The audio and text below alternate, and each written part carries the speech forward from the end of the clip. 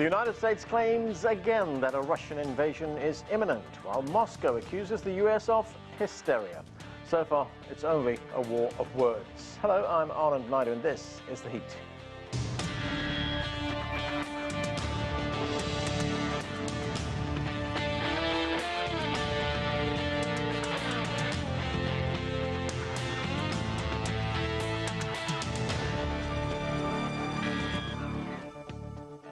On Thursday, the US renewed its claim that a Russian invasion in Ukraine would start in the coming days. At the United Nations Security Council meeting, US Secretary of State Antony Blinken said Russia is preparing a false flag operation to have an excuse to attack Ukraine, something that the Kremlin has denied. And in Ukraine itself, a kindergarten was the target of a shelling attack in the Donbas region. We begin with this report from CGTN's Guy Henderson in Kyiv. Well, a flare-up on the contact line in eastern Ukraine between the Ukrainian military and Russian-backed separatists was initially blamed by the separatists on the Ukrainian military, but shortly after that, several sources confirmed that separatist-fired shells had landed next to and damaged a kindergarten in a government-controlled area. Shortly after that, the Ukrainian foreign minister condemned that shelling and called on NATO to condemn it as well. He said it was a serious violation of the ceasefire agreement. Now, as the foreign minister, Dmytro Kuleba, pointed out, this on its own is nothing new. Ukrainians have been fighting a war against separatists in the east for 8 years now. But there are a few things that perhaps, when put together, will, I think, mean that Ukrainian officials and indeed officials across NATO countries will be keeping a particularly close eye on developments in the coming hours and days. Before this attack took place, firstly, we had warnings from the Kremlin that they were predicting a Ukrainian combat operation in the eastern Donbas region. We've also then had warnings from US President Joe Biden predicting that perhaps Russia might already be engaging or at least preparing to engage in some sort of false flag operation. And then we had the US Secretary of State Antony Blinken going into great detail at the UN Security Council in New York into how that false flag operation might be played out.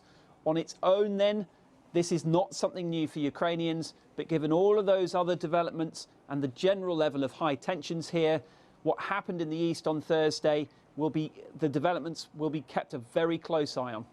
Guy Henderson, CGTN, Kyiv. To talk more about the situation, let's bring in our panel. From Switzerland, Sergiy Kudelia is a URIS fellow at the University of Basel.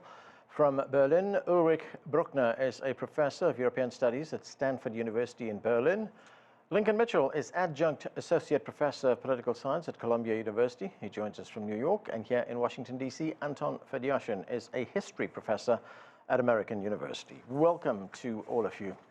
Anton, let me start with you. There isn't a day that goes by these days without the White House and its officials warning that the invasion of Ukraine is imminent. In fact, President Biden today, on Thursday, said that there is a very high threat of an invasion. Let's listen.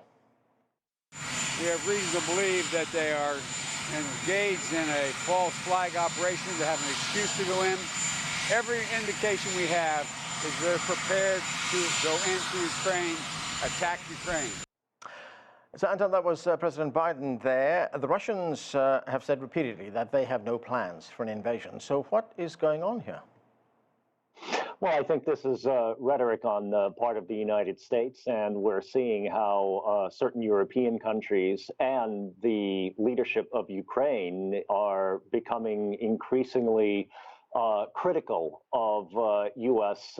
claims, but that doesn't seem to deter Washington. Unfortunately, it's having a devastating effect on the Ukrainian economy. I read an article on the Ukrainian press today in which quoted David Rahamia, who was the head of the Sluha Naroda, the servant of the people, Zelensky's party in the Rada, the Ukrainian parliament, complaining about the fact that the war hysteria is costing Ukraine $2 to $3 billion a month. Now, I'm not sure about those figures, but the fact that Ukrainian state obligations are down, that the real estate markets are down, that investments are fleeing the country, certainly does not help the Ukrainian economy, which unfortunately was already in very, very, very poor condition. It's worth reminding the viewers that Ukraine is the poorest country in Europe right now, unfortunately, this with a remarkably talented and highly educated population. So the hysteria itself is devastating Ukraine economically, and so it's unclear to me why the United States is so hell-bent on this aspect of the Ukrainian story instead of engaging in more forward diplomacy with the Russians and the Ukrainians.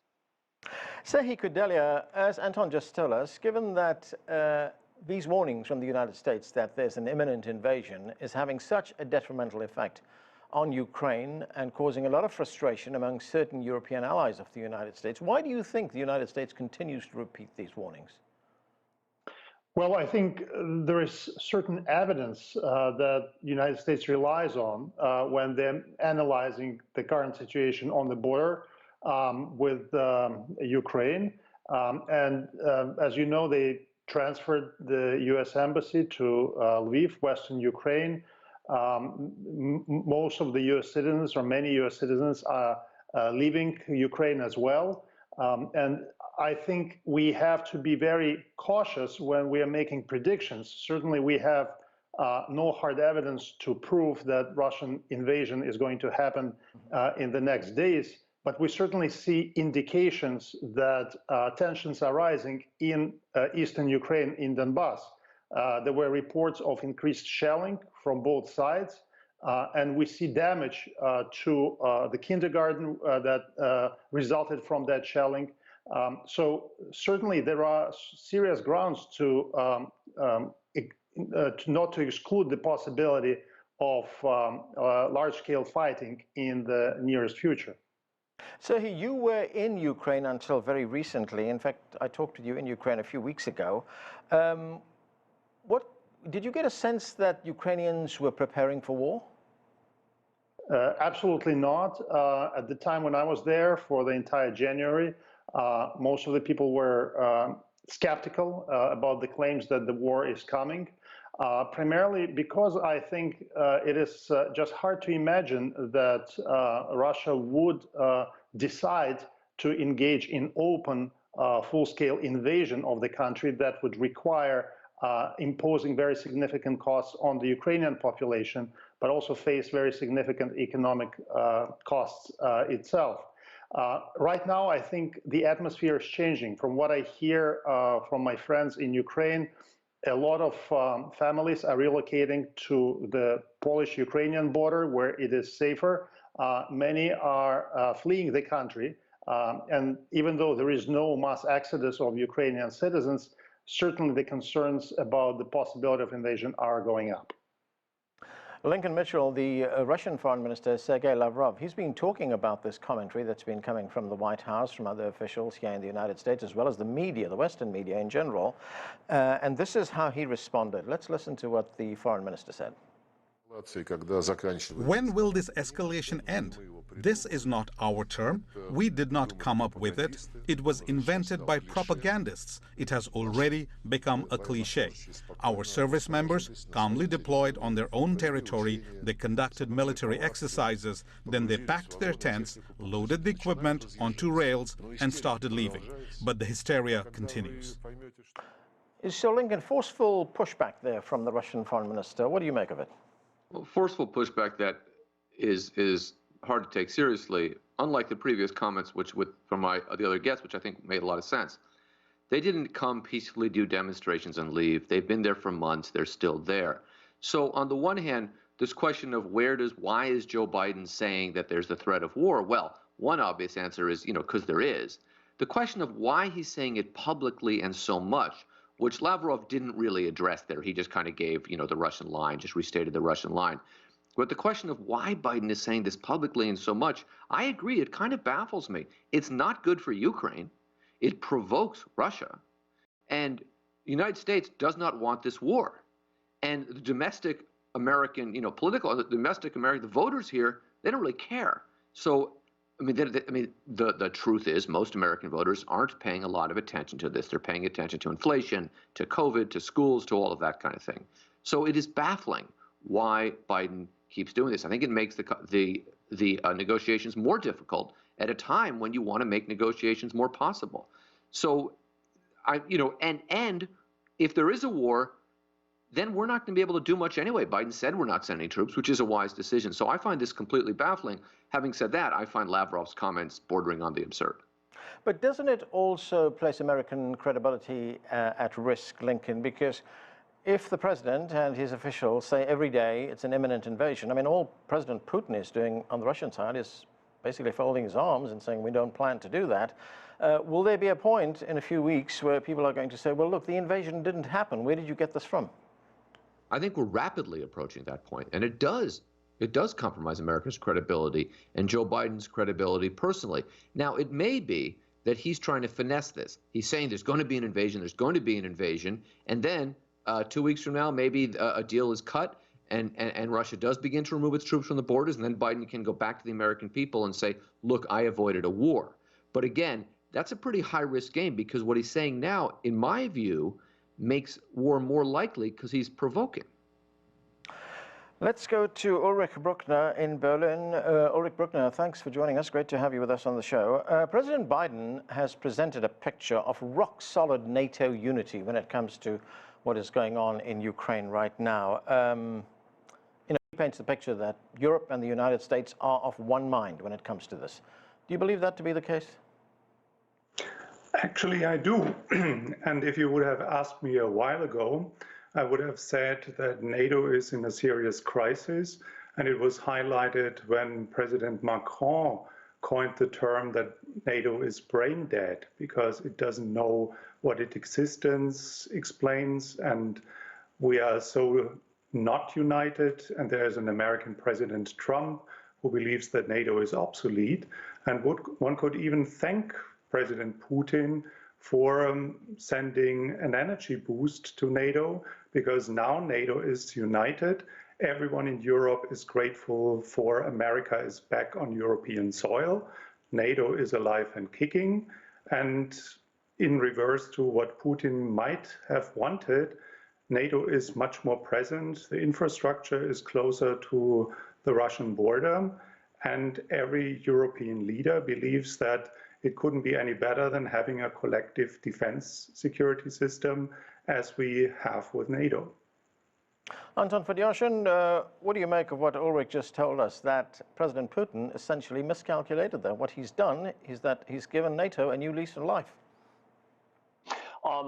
There's an argument to be made there, but if we look at the broader context right now, it sure doesn't feel, if you're in Europe or in Eastern Europe, that with NATO having a second lease on life, everyone is at the same time more at peace, more secure, and more calm. As a matter of fact, it looks exactly like the opposite. And I suppose that that's one of the goals that Moscow is pursuing here. I think Putin is opening a window to the future for the Europeans, and I think he's really targeting the Europeans first and foremost. The suggestion being, the demonstration being, that a Ukraine that is pulled into NATO's sphere of influence, which is exactly what's been happening over the past 7 years, is going to produce one crisis after another. And if every time that the Russians move their troops towards their western border, and as long as they don't cross it, this kind of hysteria begins, which then has very real, unfortunately, very real and negative consequences for Ukraine, then no one will win. So I'm not sure if the price of NATO unity is worth the costs of everyone's feeling of security and of Ukraine's economic future. Lincoln Mitchell, earlier this month, the Pentagon said that it had intelligence that Russia was likely to fabricate a pretext to attack Ukraine, which would falsely blame an attack on Ukrainian forces. But the question is, as things stand right now, if we look at the situation on the ground right now, why would Russia invade Ukraine? I've been wrestling with that question and trying to sort that out for myself for a while now. The way I see it is this. If Russia invades Ukraine, and someone else said this earlier, I'm not on this show, I'm not the first person to say this, it will be devastating for Ukraine, but very bad for Russia. They will take casualties. If they decide they want to occupy Ukraine, they will take casualties for a long time. It will damage Russia's economy. It will over time damage Putin's domestic standing in Ukraine. I mean, in Russia, pardon me. So what might be the logic of an invasion?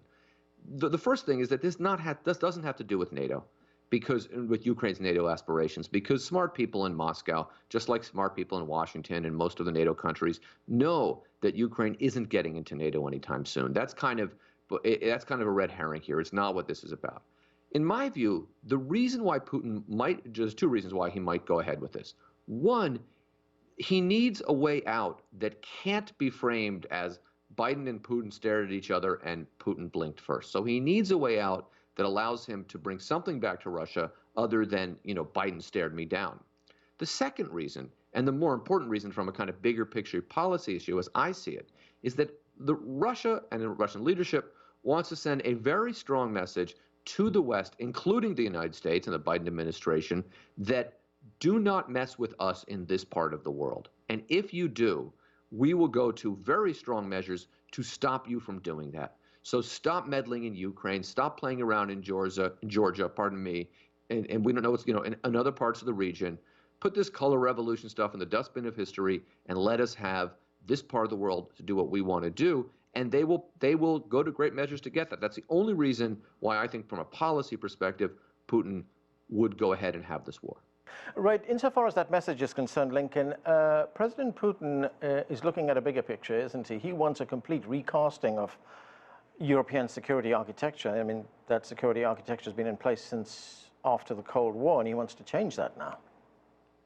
But that's one way to phrase it, yes. And the security architecture of Europe that's been in place since the Cold War has had Russia kind of, the outside looking in, which they're going to stay on the outside looking in. But this is not something that Putin negotiated. It was something that Russia negotiated at a time when, to the extent it was involved at all, at a time it was very weak. So yes, he wants to send a message. There it is, the entire Eurasian continent, as far east as, the Caucasus, is not a place where the West is going to be welcome if I can do something about it. And Ukraine, because it is in the West in a way that, say, the Caucasus or Central Asia is not, because it's so European, because it's so big with so many people, is the place to send that message. But it will come at a cost.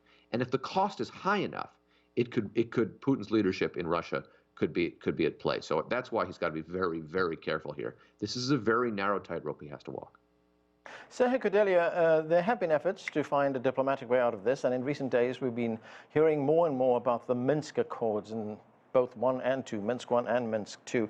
In effect, those accords call for a ceasefire, a stop to the fighting, really, in the Donbas region, that border is monitored, and that there is a degree of autonomy for eastern Ukraine.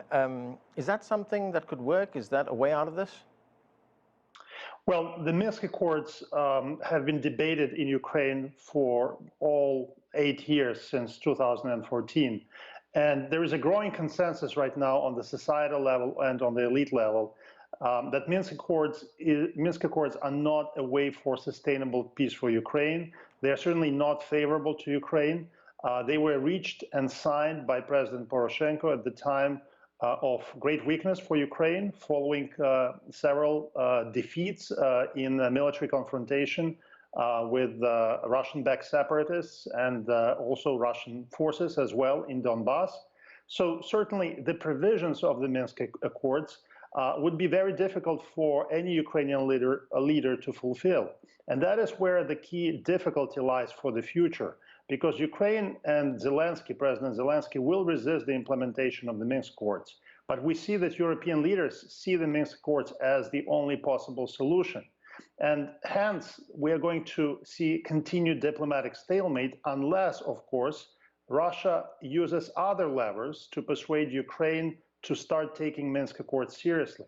And I think in addition to the reasons that we just heard from another guest on the show for why Russia would invade, the implementation of the Minsk Accords and the demonstration of force of Russia in case it invades, and the reminder that this kind of invasion will send to Ukrainian elites of Ukraine's weakness, will be one possible way in which Russia would try to impose a new type of a settlement, maybe even less favorable for Ukraine, that would force Ukrainians to take very unpopular steps. So, Sergiy, Ukraine may be resistant to the Minsk Accords, but we had the Ukrainian ambassador to the United Kingdom just a few weeks ago saying that, look, a possibility to get out of this crisis is for Ukraine to make a formal announcement that it will not join NATO, that it will not seek to join NATO. So if Ukraine is prepared to go that far, would it be prepared to accept the Minsk Accords then? And of course, that ambassador immediately was denounced by many political leaders. And President Zelensky specified that ambassador was really speaking on his own behalf, and this was not the official position of Ukraine. So I don't think neutrality is a possibility at this point. And most importantly, neutrality requires international guarantees that would come from major powers, including Russian Federation. And here we have major difficulties because Russia already provided security guarantees to Ukraine in other documents, which it violated in 2014. So Russian words can no longer be trusted. Ulrich Bruckner, Germany, of course, has been at the center of the response to this crisis. The German Chancellor, the new Chancellor, Olaf Scholz, was recently in Washington. CNN reported that despite a show of unity with the United States, one key sticking point remains, and that's the future of the Nord Stream 2 gas pipeline. That's the pipeline that's been built that would supply Russian gas to Germany. What is the German situation on that? Is Germany prepared to shut that down in the interests of basically keeping out of war in Ukraine? Well, I think everyone is trying to keep the costs low. And Germany would only want to give up Nord Stream 2 if this is the last option. So Scholz does not even try to say the word since December. And he was in the press conference the one to listen to President Biden, who said, believe me, it will be closed down the moment Russia violates international law again. So it is technically dead, but it's not put on the table because it's still considered to be a bargain chip in case we could need it. But this is something between Germany and Russia. Has Germany effectively outsourced that decision on whether Nord Stream 2 goes online or not to the United States? It hasn't. It has actually outsourced it to the European Union because it's part of an integrated European Union energy policy. And right now it's up to the energy agency in Germany to decide whether it's in line with the regulations of the European Union.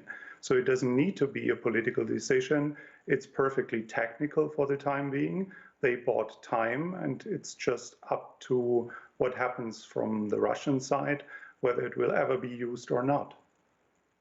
Anton Fedyashin, in recent days, the Russians have announced, in fact, they've also shown video that some of the troops that were at the border are back to base. They've been withdrawn from there. That has not convinced the United States or its allies. In fact, there was one report in the New York Times today that said that the Russians are lying. So what is the way ahead for Russia now, do you think?